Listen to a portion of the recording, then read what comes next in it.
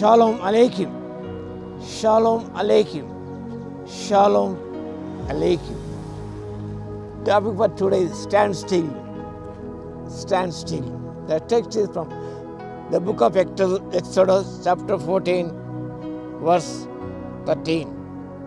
నిర్గమాకాండ 14వ అధ్యాయం 13వ వచనం. అందుకు మోషే భయపడకుడి, యెహోవా మీకు నేడు కలగజేయు రక్షణను మీరు ఊరికే నిలుచుండి చూడుడి.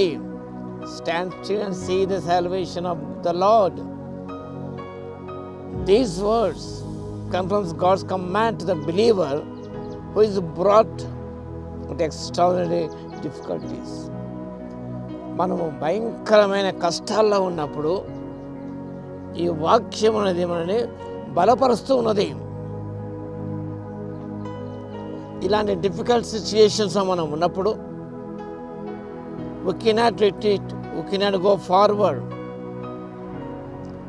or shut up the right hand and the left. మనం వెనక్కి వెళ్ళలేము, ముందుకు వెళ్ళలేము. ఈ వాక్య భాగంతో చదువుకుంటే ఎర్ర సముద్రం ముందున్నది, ఐగుప్తులు తరుముతూ ఉన్నారు. అలాంటి సందర్భంలో దేవుని యొక్క వాక్కు వినబడుతున్నది.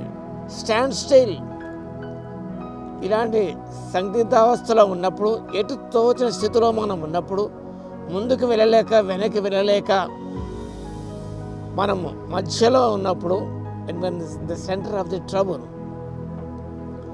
నిరాశ అంటుంది. Despairs, lie down and die, give it all up.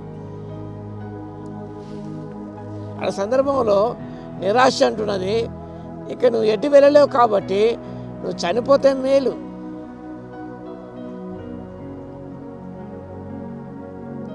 Eli అదే రీతిగా యెజబెలుకు భయపడి, యెహోవా దేవా, నా పితరులకు ఎక్కువడం కాను, నా ప్రాణం తీసుకోమని ప్రార్థించిన రీతిగా మనము కూడా ఇంకా చనిపోతే మీరు అనుకుంటాం. పిరికితనం అంటుంది. Covered says retreat, go back to worldly way of action. You cannot play the Christian role, it's too difficult. పిరికితనం అంటున్నది, నీవు క్రైస్తవంగా అసాధ్యం. You cannot play the Christian role. Retreat, go back into the worldly way of action.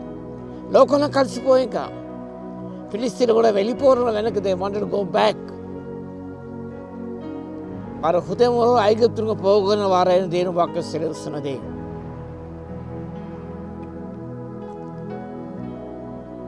ప్రెసిపిటెన్సీ cries. ఇది సందర్భంలో precipitancy, do something, still yourself, stand still with sheer idleness. You must be doing something. Instead of looking to God, we'll do everything. ఎందుకు దేని వైపు చూడడం? ఇక ఏదో మనం చేద్దాం. Let us do something. But faith says, be still and see the salvation of God. ఇలా సందిగ్ధం వస్తున్నప్పుడు stand still. It's a posture of a upright man, ready for action, expected to move forward. దేవుని యొక్క ఆజ్ఞల గైకన ముందుకు సాగిపోవడానికి నిలిచి ఉన్న ఒక విశ్వాస యొక్క భంగిమ. స్టాండ్ స్టిల్ అనేది is ready for action.